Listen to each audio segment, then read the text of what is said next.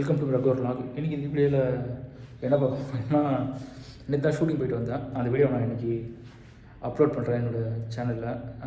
வில்லேஜுக்கு போயிட்டு வந்தேன் நான். எங்கன்னா கரெக்டாக வேலூர்லேருந்து ஒரு 20 கிலோமீட்ரு. ஆனால் உண்மையே சொல்கிறேன், செம்ம ஃபார்ம் வருங்க.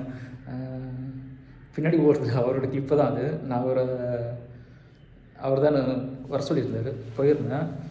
நான் பார்த்த ஃபார்மர்லேயே வந்து பயங்கர ஆனால் அவ்வளோ மரியாதை கொடுத்தாருங்க.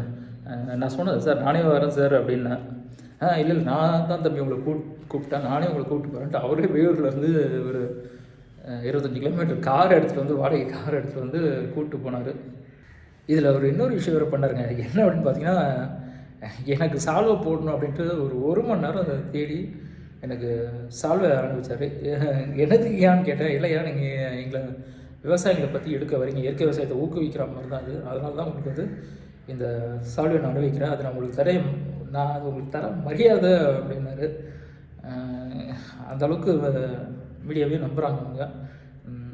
நான் சொன்ன ஃபார்மரில் ஒரு நல்ல ரொம்ப மரியாதை தெரிஞ்சவங்க. அவருக்கு காசு முக்கியம் கிடையாது, மனுஷங்க அப்புறமா மண்ணை, இது ரெண்டுத்தையும் வந்து அந்தளவுக்கு மதிக்கிறாரு. அவர் நிலத்தில் நான் ஷூ போட்டு போயிருந்தேன், நான் ஓரமாக தான் நின்றுனாங்க.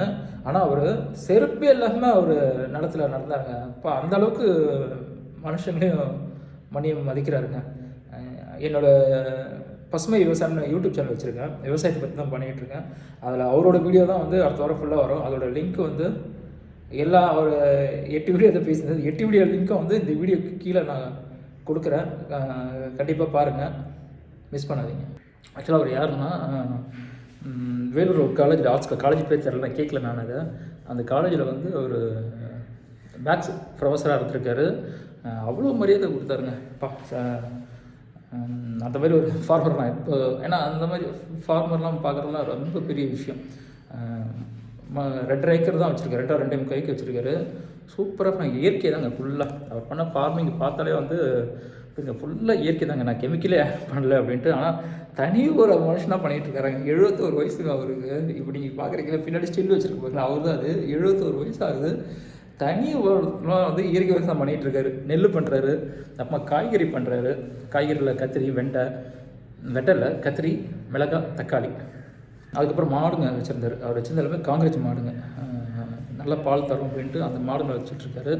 அது மட்டும் இல்லாமல் அவர் பனையில் வேலை செய்கிறதுக்கு இயந்திரங்களை அவரே வந்து வாங்கி அவரே வேலை செஞ்சுட்ருக்காரு. அவரால் முடியலன்னா மட்டும் ஆளை கூப்பிட்டு மற்றபடி அவரே வேலை செஞ்சுக்கு வரோம். அதெல்லாம் பார்க்கும்போதே வந்து என்னடா 71 வயசில் இப்படி இருக்காரு அப்படின்னு அவர்கிட்ட கேட்டேன். எப்படி சார் உங்களால் மட்டும் 71 வயசில் இப்படி இருக்க முடியுதுன்னு கேட்டேன். அதுக்கு அவர் சொன்ன ஒரே காரணம் எப்படின்னா, நான் சாப்பிட்ற சாப்பாடு தான்ப்பா. இயற்கை முன்னாடி எனக்கு அந்த பிரச்சனை வந்து இயற்கையில் விளைஞ்ச சாப்பாடு நான் சாப்பிட்றதுனால தான் நான் இப்படி இருக்கேன் அப்படின்றாரு. அதனாலேயே நான் இயற்கையை வந்து பண்ண ஆரம்பிச்சது அதனால தான் அப்படின்னாரு. எனக்கு வந்து இயற்கைன்னும் போது ஆரம்பத்தில் கொஞ்சம் செலவுங்க கொஞ்சம் இருக்குங்க. அதை பற்றிலாம் அவ்வளோ கவலைப்படலை. எனக்கு தேவை என் உடம்பு ரொம்ப முக்கியம் அப்படின்ட்டு மாட்டுக்கு தேவையான தீவனமும் வந்து இயற்கையில் தான் பண்ணிகிட்ருக்காரு. எல்லாம் நிறைய இயந்திரங்கள் வச்சுருக்காரு. ஒரு சில இயந்திரம் அவரே வந்து மாடுலேஷன் பண்ணி, அதாவது அறுவடை இயந்திரம், நெல் அறுவடை இயந்திரம் ரொம்ப பெருசாக இருக்கும். அது அவர் பண்ணிக்கு ஏற்ற மாதிரி ஒரு சின்ன அறுவடை இயந்திரத்தை வாங்கியிருக்காரு. அதுமாதிரி மஞ்சள் வந்து காய வைக்கிறதுக்கு, மஞ்சள் பாலிஷ் பண்ணுறதுக்கு ஒரு பெரிய மிஷின் ஒன்று தேவைப்படும். ஆனால் அவர் அதுக்கேற்ற மாதிரி ஒரு சின்ன மிஷினை தயாரிச்சு பண்ணி அதுக்கு ஒரு மிஷின் வச்சுருக்காரு. ஆனால் நல்ல ஃபார்மருங்க நான் பார்த்ததில் வந்து. இன்னொரு விஷயம்னா, அவர் பண்ணையில் அந்த இடத்துல வந்து தண்ணி கிடையாதுங்க. அதுக்காக அவர் என்ன பண்ணியிருக்காரு, சொட்டு நீர் பாசனம் பயன்படுத்தியிருக்காரு. தண்ணியை மிச்சப்படுத்தணும் அப்படின்றதுக்காக முழுக்க இயற்கை வளம்லாம் அதிலே கொடுத்துறாரு.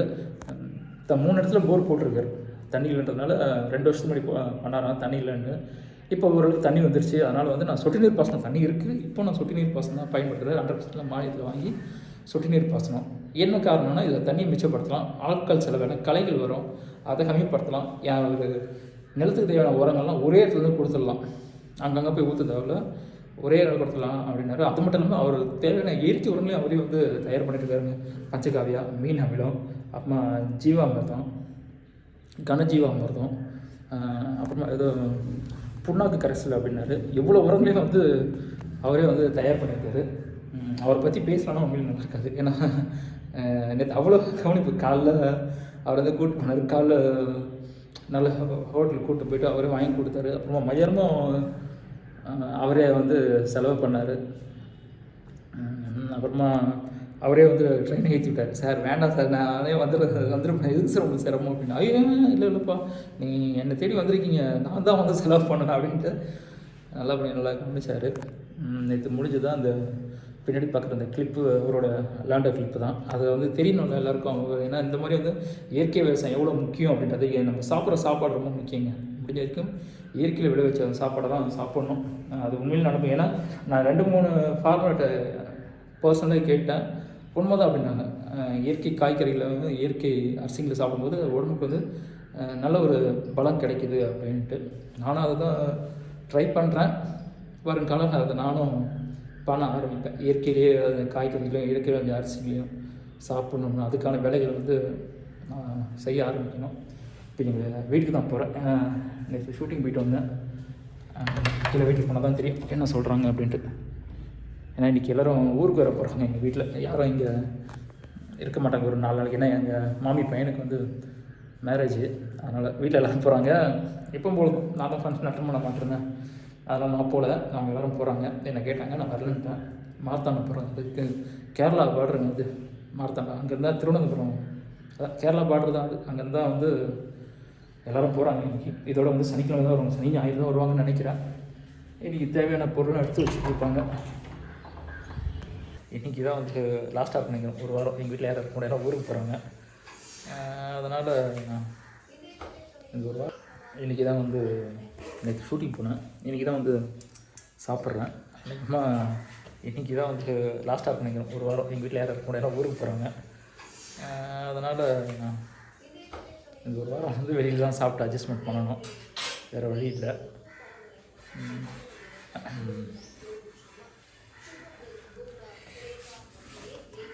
என்னைக்கு போகிறீங்க? இன்றைக்கி போயிட்டு மம்மி என்னைக்கு வருவீங்கன்னு? 5 மாதம் கழிச்சா? இன்றைக்கி போகிறாங்க. 5 மாதம் 5 மாதம் கழிச்சு தான் வருவாங்களாம். வரும்போது அவங்க ஒரு ஹீரோவோடு வருவாங்க, அதாவது அவங்க பேரனோடு வருவாங்க. அவங்க பேரனுக்காக அவங்க போவாங்க. ஹீரோ, எங்கள் வீட்டோட ஹீரோ, முதல் ஹீரோ வீட்டோட, அவரோட தான் எத்தனை மாதம் கழிச்சு வராங்கன்னு தெரில. அவர் எப்போ வர்றாருன்னு தெரில. அநேகமாக அடுத்த மாதம் வருவாருன்னு நினைக்கிறேன். நேற்று ஷூட்டிங் போயிருந்தேன் அப்படின்னா இன்றைக்கி தான் சாப்பிட்றேன். இன்றைக்கி ஊருக்கு போகிறாங்க. ஈவினிங் கிளம்புவாங்க. ட்ரெயின் 7:30 மணி ட்ரெயின்.